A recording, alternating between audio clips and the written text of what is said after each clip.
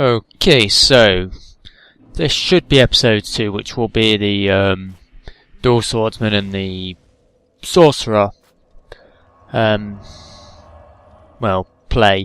Now, admittedly, the the dual swordsman part is going to be very short because I didn't use it for long.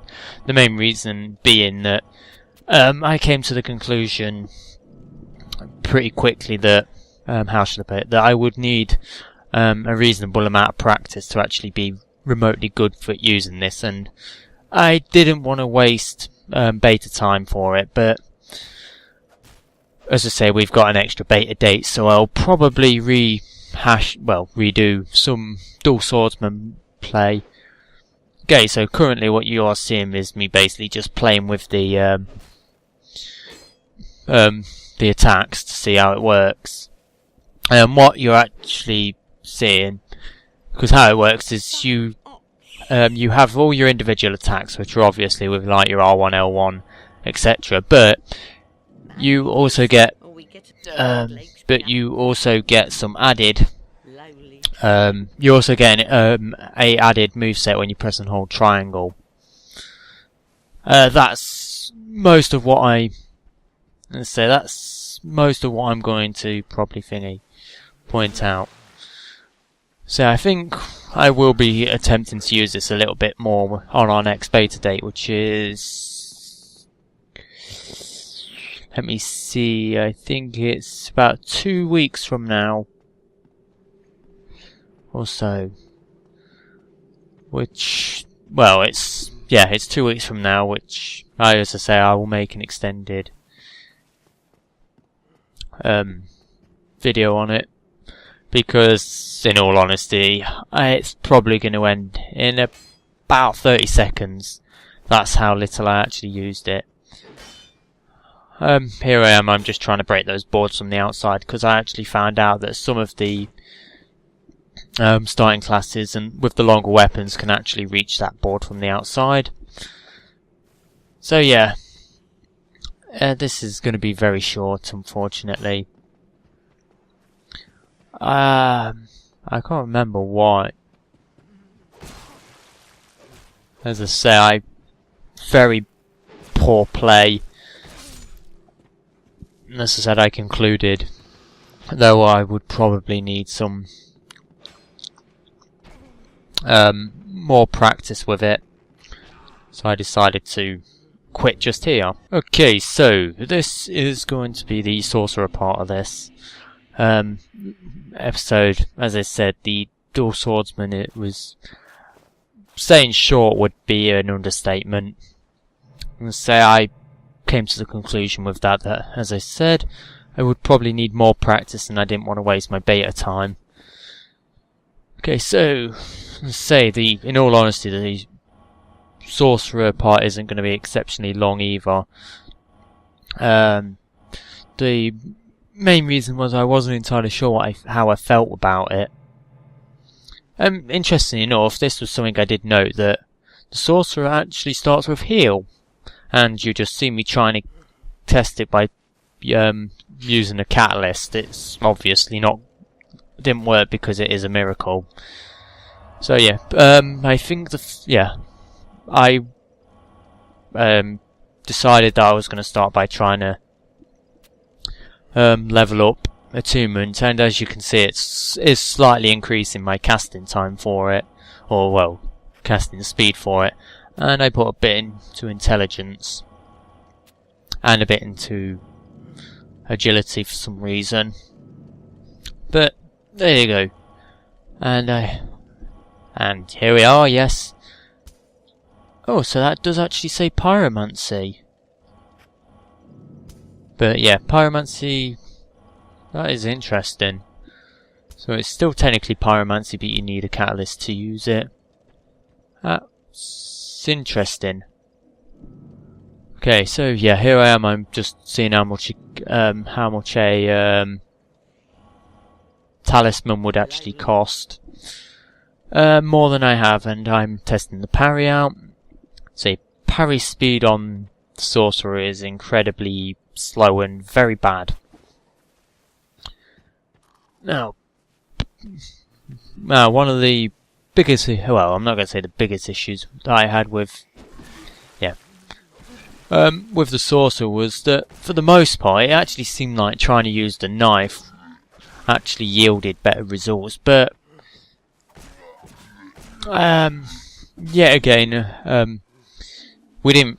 Part of the problem there is simply to do with the fact of the actual starting stats with the class, because so the starting builds are actually somewhere in about their level 20 somethings when you choose them, so you don't have full control over the overall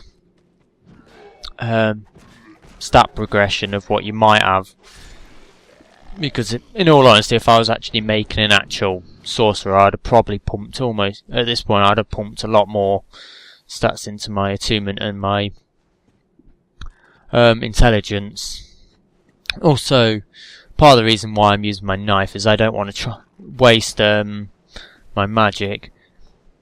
Because even though you do have those herbs to actually increase the amount of casts you get, being the beta and only having 3 hours, you don't get many.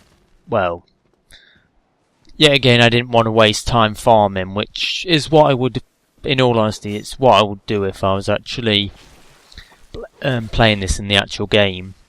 Is I would actually do a lot more farming for souls and items like that. So I would have been able to use my castings a lot more if I was actually playing it properly. As you've just seen the backstab animation for the knife. Yet again, I've managed to get stabbed. You're going to start seeing some casts. And this is the... well, it's not a good example yet. And there you see the difference between the R1 and I think that was the difference between the R1 and the R2. I don't think I actually tried doing any trying to charge any of the spells. I'm pretty sure you can, but I didn't try it. But I did mess around with some of the R2s and such. And this was another thing that... one of the things that, shall I say, what I wasn't a big fan of when I was playing with the sorcerer was... I felt that the sorcerer... shall I say, I've always felt a little bit too close to the my enemies when I was playing it. This is a This is the pyromancy thing. It's actually an interesting one, but because it's not the, the straight out thing is. Now I will probably say this very quickly.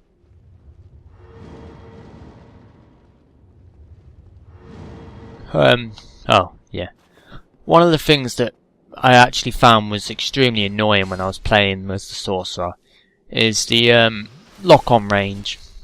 Long story short, I feel that so far from what I've seen in the beta, the lock-on range for things like magic and bows is really short. It feels really short, in my opinion, to the point that the lock-on between lock-on range and actual casting times, I actually found myself getting bum rushed. And hit before I actually managed to finish casting in some cases. As I say, it was an annoyance. And saying I would really like to think that by the time the game actually comes out, they'll have increased the lock-on range to, make it a bit more magic friendly. That's interesting.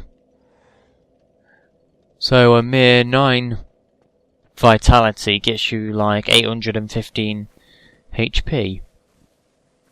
That's interesting. I'm using the Flame Lash again. which is an interesting magic actually. As you can see, when you cast it, it actually starts on the like to the side of an opponent and then like washes into them. What actual use that'll make in long-term play, it's to be seen. Soul Arrow is pretty much exactly as you expect. As I say, I have been told, or at least it's been said, that you can charge it, but I didn't really give it a try. I might have to try and play the sorcerer again. This is a good example of where I felt that the lock-on range is too short. See, all this time I'm trying to lock on, and it's only at that point that I actually managed to get a lock-on. And as you can see, being that close to an enemy as a mage is not remotely good. Because it's just not. Oh, you can see. That's that. Now I think I tried doing the R2s and the L2s with this one. I think that was an R1 cast, and I think I'm going to follow it up in a minute with an R2 cast, or more likely, by the looks of it, I'm just going to try and finish off with a knife.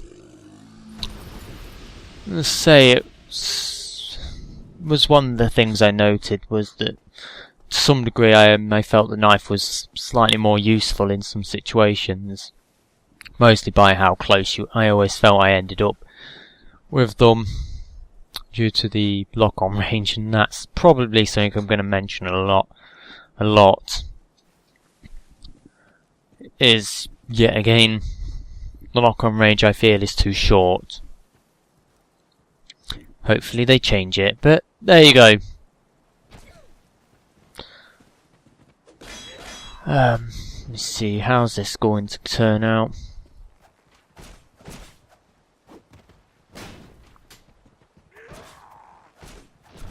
Because the actual shield itself isn't very good.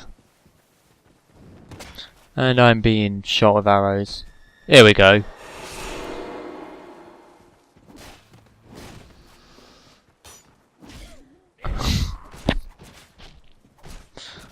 That's a very irritating point as well, as you can see, is that while your lock-on range is extremely short, any enemies that have bows are fucking snipers. I mean, their lock-on range is really far. And that was another pair of failed parries. I'm not sure if it's just this shield or whether the fact that you start, that I think the sorcerer starts with low agility being an issue with the parrying. But there you go. Okay. Because by this point I've realised that the multiplayer isn't working, so I just started removing any multiplayer items so that I could cut down on my quick slot, whatever you call it.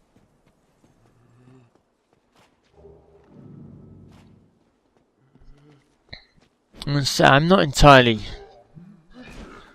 sure how much this shows off being a sorcerer rather than an underpowered melee character. As I say, I did end up using the knife a lot more than my staff for some reason. I'm going to probably consider with the next beta play or beta date of probably getting some more dual swordsman and sorcerer footage, because I would like to at least show off both builds a bit more.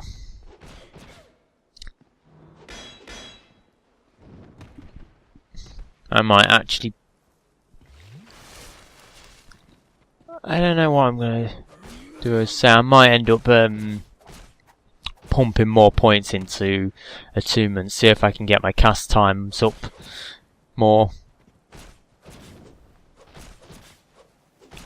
That's a point. Something I didn't notice actually when I was playing it. As I remember at one point in the demo, it appeared that spells required stamina, and I haven't really been paying attention. So, yeah, next time I cast a spell, I'll double check what my stamina's doing. At the very least, I didn't ever really notice not being able to cast for not having it. Here we go.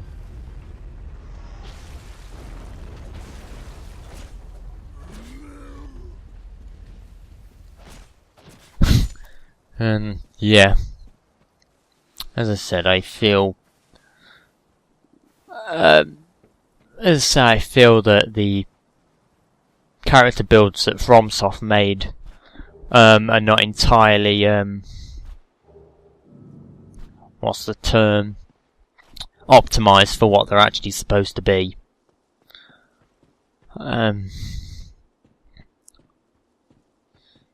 But you know, we'll see. Say once the actual game comes out and we actually can see what the starting classes are, we might be able to work out how to build, make builds a bit more. Backstab.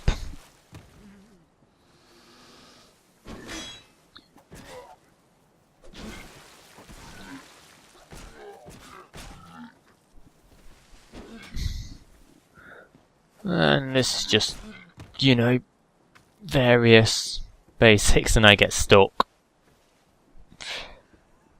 Gotta love terrain geometry and collision. So yeah, clearly, thingy. And for some reason, this zombie-like enemy didn't even hear me coming.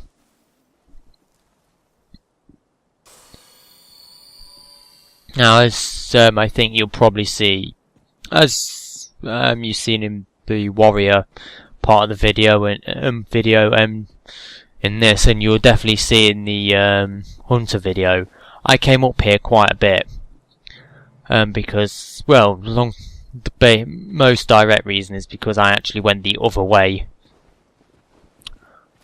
for. Oh, and I'm playing around with the two-hand in a catalyst thing. And as you can probably see straight away, we're doing actually quite a substantial more damage to the enemy while dual-wielding the catalyst than just single-handing it. So,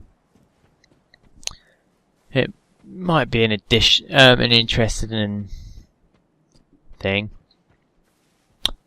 Now, I can't remember what I'm actually planning to do here. This is, by the way, another example of where I feel that lock-on range is entirely too short. I mean, just look how close he got to me before I could even hope to attack him with a lock-on.